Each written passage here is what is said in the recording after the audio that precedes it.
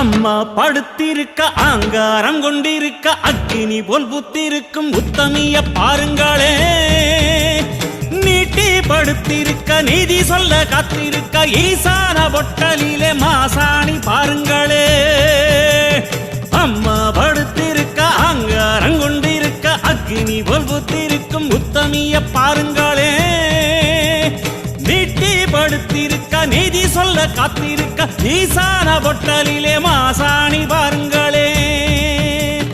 வம்பு வழக்கெல்லாம் துன்பம் கொடுக்கையில் மிளகா சாந்தரட்சி கேட்டாளே.